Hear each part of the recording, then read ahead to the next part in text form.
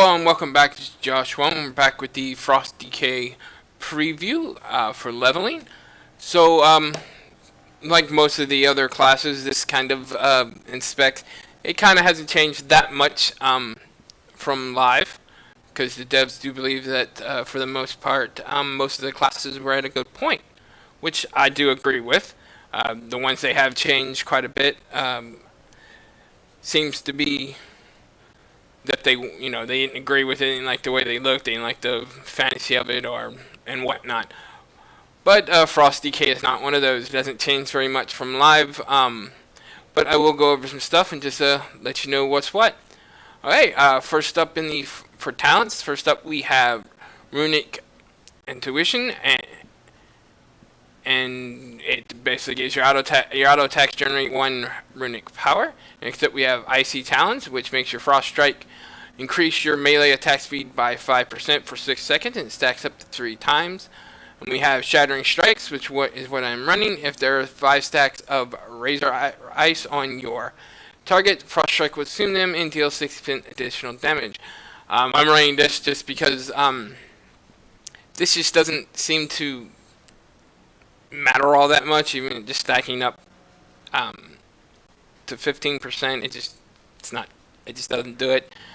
And 1 runic power, honestly, from auto attacks is at this point not all that. Just it sucks, honestly.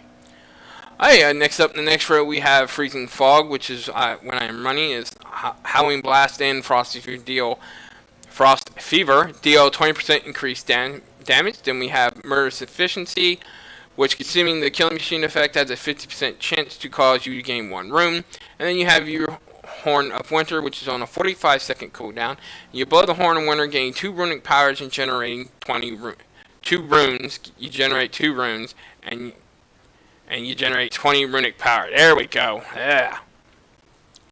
Now, both of these are pretty nice. Horn of Winter is actually, since it's only a 45-minute cooldown, it is actually pretty nice. But the overall just 20% damage increase, I think, beats both of these out in this row. In the next row, we have Ice Cap, which makes your Frost Strike, Frost Scythe, and Obliterate critical strikes reduce the remaining cooldown of Pillar of Frost by 1 second. Now, your Pillar of Frost, of course, gives you it's on a 1-minute cooldown, and it basically makes your strength increases your strength by 20% for 20 seconds. So this works really nice with that, and that is why I am running it over the other two. Avalanche, while Pillar of Frost is active, your melee critical strikes cause jagged crystals to fall on your nearby enemies, dealing some damage. Again, I mean, your Pillar of Frost only lasts for 20 seconds, and it's on a 1-minute cooldown, and without Ice Cap, you have to go that full 1 minute. So, this just isn't all that great. Glacial Advance is on a almost a 13-second cooldown, excuse me. Costs 1 rune, and it summons glacial spikes from the ground that advance forward, each dealing a little over 1,700 frost damage to your enemies near the eruption point. Now this is fine if you can get a bunch of enemies in line. It doesn't really spread out on each side of it very much. So, and I'm running a Frost Scythe, which I think takes the AoE component much better, and I think it does a much better job than Glacial Advance does. Next row, this is your, as with most of these 60 rows, your crowd control row. You have Abomination's Might, which your Believer crit strikes have a 20% chance to drive lesser enemies to the ground, which means basically non-elite, just regular old mobs, basically. So to the ground, stunning them for 2 seconds. Players are, and if you use this in PvP, the players are dazed for 5 seconds instead. Next up, we have Winter is Coming, which is a passive, and if the enemy is struck 5 times by your Remoteless Winter, they're rooted in place for 8 seconds. This is actually not that bad. I prefer the Blinding Sleep because it basically does the same thing as your Paladin Blinding Light does in this row, so I'm just used to it, and I prefer it for my crowd control method. So it's my preferred crowd control method. Doesn't mean it's nowhere. Excuse me. I don't think it's better than either one of these, but it's just what I prefer. Next up, 75, we have Permafrost. When you deal damage with auto attacks, you gain Absorb Shield. You go to 100% damage dealt. Again, this is nice, but your auto attacks right now, at least while you're leveling, don't do a whole lot of damage. Next up, we have Wraithwalk, which is on a 1 minute cooldown. It's channeled, and if you have this on live, it works basically the same way. It's quite nice. I am running this just for the extra movement. Of course, we also have the Death Advance now as baseline for the Death Knight spec. I almost called them Demon Hunters.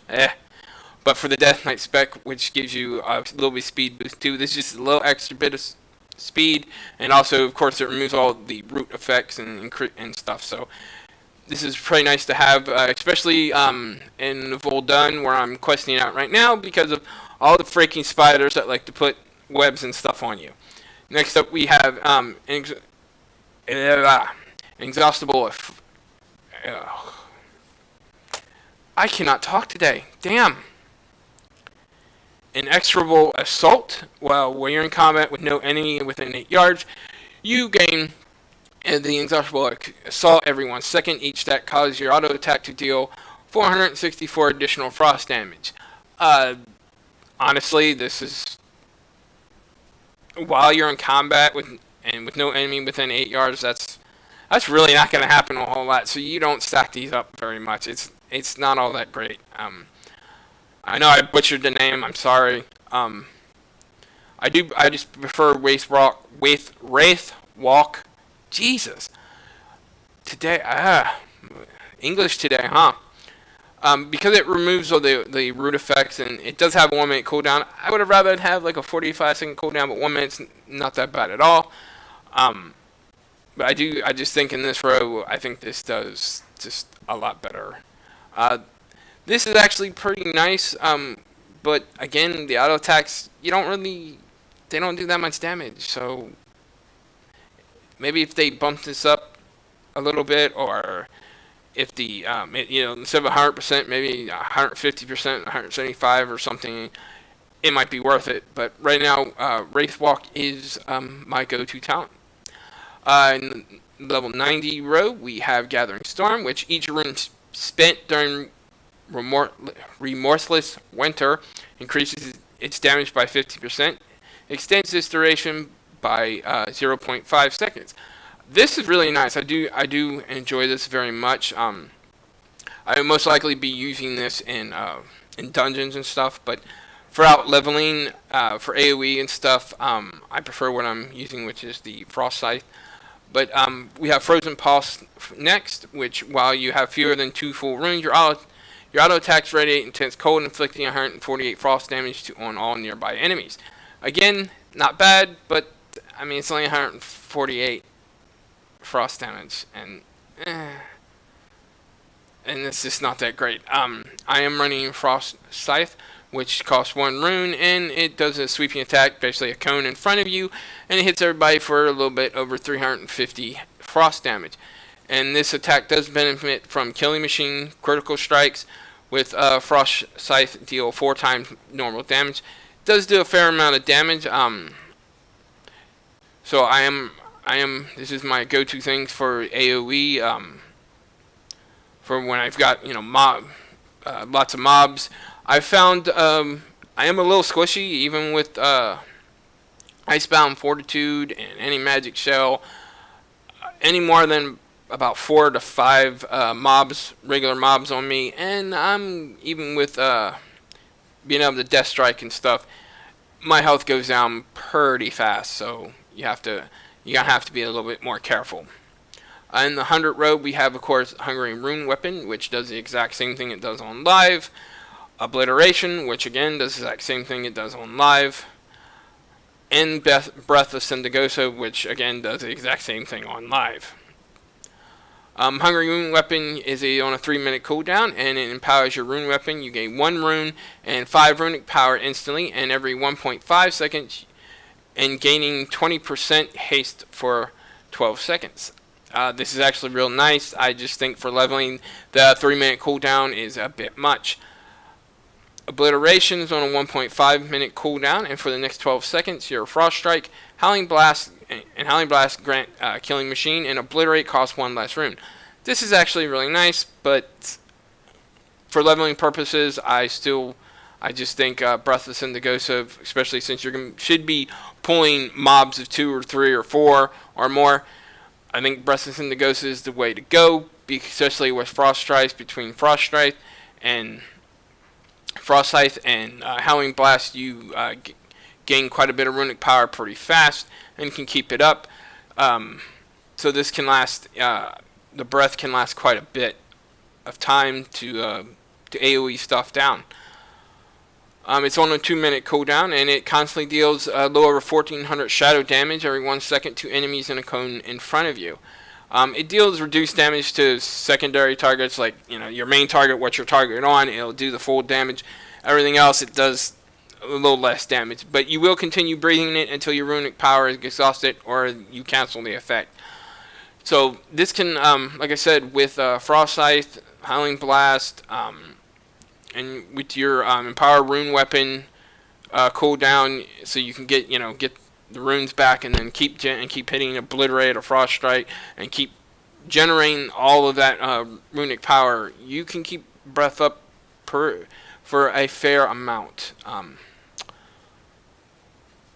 Overall, like I said, not much has changed. My overall thoughts on it: I ran a dungeon with it, and with this setup also, and I actually did pretty well with it. I don't think, at least early on, when you're just going through leveling dungeon stuff, I don't think it's going to be a problem at all with this setup if you decide to run it.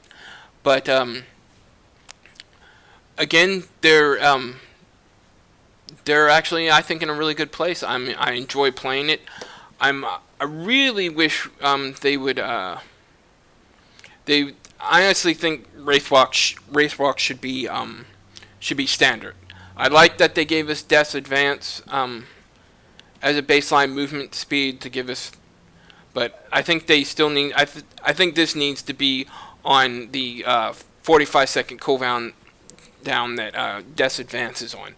I think 1 minute is still a little bit too long, considering this only lasts for 4 seconds. This is definitely usually your oh crap, get out of fire button. But other than that, I'm really happy with the spec. I like the way it everything kind of flows together. AoE, Frost Scythe, Breathless Indigosa, and Shattering Strikes actually work pretty well. They all synergize pretty well together, so I'm real happy about that. But yeah, that's pretty much it. Thank you all for watching. Have a good day, and as I said, I don't remember if I said it at the beginning, but make sure you subscribe. Make sure you leave a like, comment below. Please let me know if you're enjoying these videos, or if and what kind, if any, you think other kind of videos I should do. So thank you, and as always, have a good day, and I will see you next time.